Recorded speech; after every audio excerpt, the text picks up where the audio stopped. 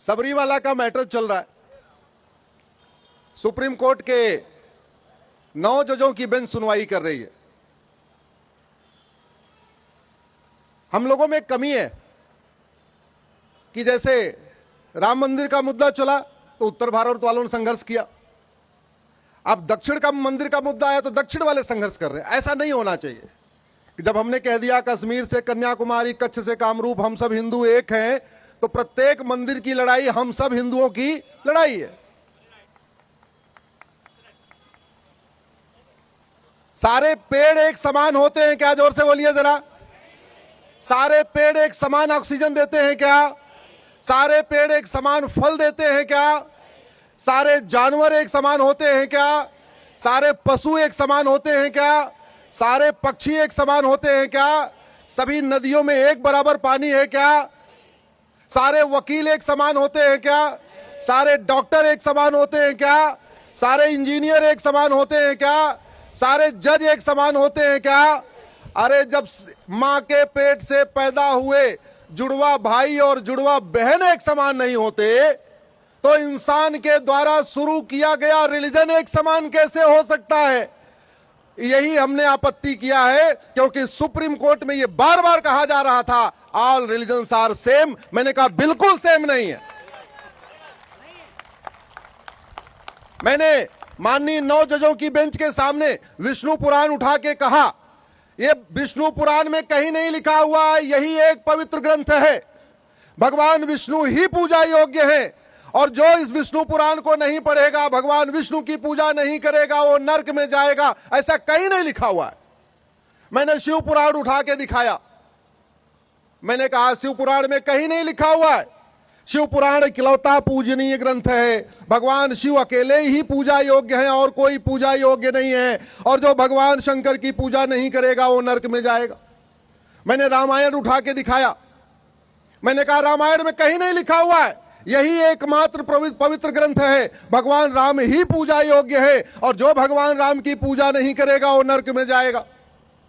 मैंने दुर्गा सप्तशती उठा के दिखाया, हमने कहा कहीं नहीं लिखा हुआ है कि केवल मां दुर्गा ही पूजा योग्य है, दुर्गा सप्तशती ही इकलौता पवित्र ग्रंथ है। जो दुर्गा सप्तशती नहीं पढ़ेगा, जो मां दुर्गा की पूजा नहीं करेगा, वो नरक में जाएगा।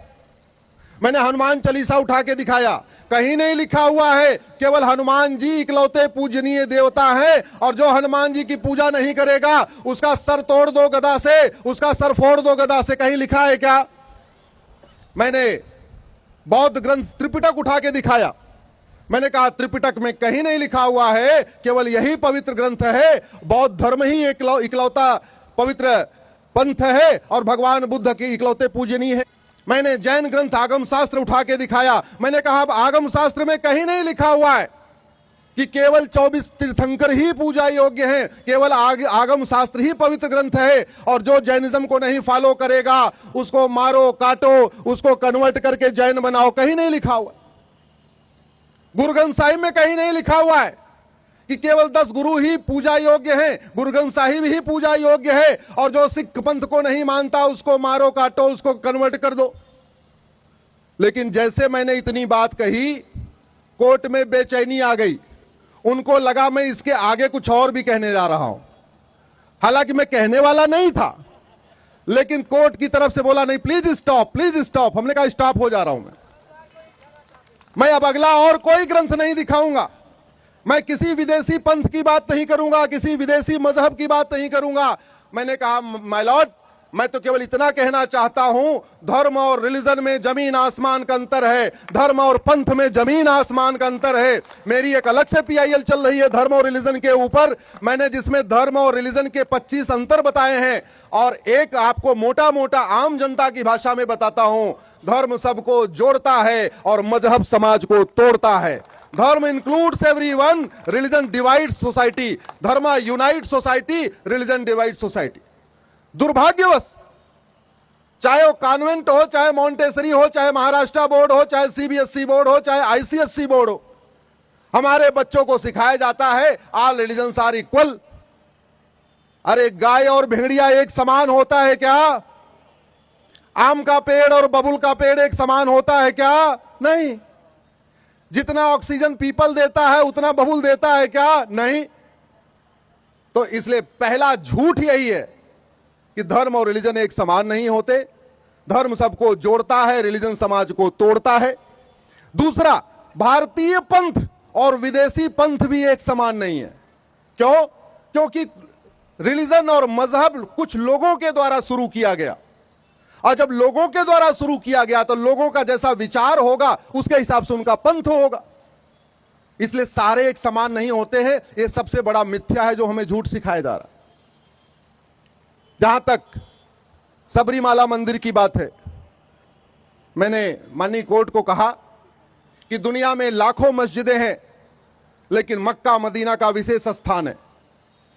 दुनिया में लाखों चर्च हैं लेकिन जेरूसलम चर्च का अपना विशेष स्थान है। लाखों शिवालय हैं, शंकर जी के मंदिर हैं, लेकिन 12 ज्योतिर्लिंगों का अपना विशेष स्थान है। लाखों जैन मंदिर हैं, लेकिन जो जैन मंदिर 24 तीर्थंकर की जन्मभूमि, तपोभूमि, कर्मभूमि पे बने उनका विशेष स्थान है। लाखों बौद्ध मंदिर हैं, लेकिन जो मंदिर, बौद्ध मंदिर भगवान बुद्ध की जन्मभूमि, कर्मभूमि, तपोभूमि, लुम्बिनी, कुशीनगर, बोधगया, सारनाथ में बने उनका विशेष स्थान है। लाखों गुरुद्वारा है दुनिया में, लेकिन जो गुरुद्वारे 10 गुरुओं की जन्मभूमि, कर्मभूमि, तपोभूमि पे बने उनका विशेष स्थान है। इसी तरीके भगवान अयप्पा के हजारों मंदिर हैं, लेकिन सबरीमाला का विशेष स्थान है। वहां 40 दिन दर्शन करने के पहले 40 दिन व्रत करना पड़ता है। दर्शन के पहले 40 दिन नंगे पांव रहना पड़ता है। दर्शन के पहले 40 दिन ब्रह्मचर्य का पालन करना पड़ता है। दर्शन के पहले 40 दिन एक बार भोजन करना होता है। इतनी कठोर तपस्या के बाद वहां दर्शन किया जाता है। तो इसको आप बाकी मंदिरों से तुलना मत करिए। यह अलग मंदिर है, इसका विशेष स्थान है, इसकी सैंक्टिटी अलग है, तो इसको उसी तरीके से देखा जाना चाहिए। बाकी दलीलें दी जा रही हैं, फैसला आएगा, जुलाई में आएगा, फिर देखा जाएगा कि मेरी दलील स्वीकार होती है या बाकी लोगों की दलील स्वीकार होती है। मैंने माननीय सुप्रीम कोर्ट को एक बात और कहा है, क्योंकि धर्म सबको जोड़ता है और मजहब समाज को तोड़ता है, इसलिए धर्म फैसला देते समय इस बात का ध्यान रखिए कि धर्म और मजहब को एक बराबर मत करिए। पिछले 2000 साल में भारत के 25 टुकड़े हो चुके हैं, और वो 25 के 25 टुकड़े रिलीजियस कॉन्फ्लिक्ट के कारण हुए हैं, मजहबी झगड़े के कारण हुए हैं। पिछले 200 साल में भारत के 7 टुकड़े हुए हैं, और वो 7 के 7 टुकड़े रिलीजियस कॉन्फ्लिक्ट के कारण हुए हैं। धर्म के कारण नहीं हुए हैं, मजहब के कारण हुए हैं, रिलीजन के कारण हुए। और आज भी भारत में जहां जहां अराजकता फैल रही है, ये धर्म के कारण नहीं, किसके कारण हो रही है? रिलीजन के कारण, मजहब के कारण हो रही है। इसलिए मैंने कहा कि ये जो 9 जजों की बेंच का फैसला आएगा, ये केवल एक सिंपल फैसला नहीं होगा, ये भारत का भविष्य निर्धारित करेगा। इसलिए फैसला देते समय माननीय जज इस बात का ध्यान रखें कि अगले 25 साल में हम भारत को कहां देखना चाहते हैं। एक हम United, integrated, scientifically developed Bharat देखना चाहते हैं, या एक पाकिस्तान, अफगानिस्तान और बांग्लादेश जैसा देखना चाहते हैं। अगर हमने धर्म और मजहब को एक समान माना तो याद रखिए 2000 साल में 25 टुकड़े हुए हैं, 200 साल में 7 टुकड़े हुए हैं। अगर यह गलती फिर हो गई कि सारे रिलीजन एक समान, गुरुकुल मदरसा एक समान, वेद पुराण बाइबल कुरान एक समान, अगर यह गलतफहमी रखी गई तो फिर टुकड़ा होगा। 1947 में जो भारत का टुकड़ा हुआ है वो धर्म के आधार पे नहीं हुआ है। किस आधार पे हुआ है? मजहब के आधार।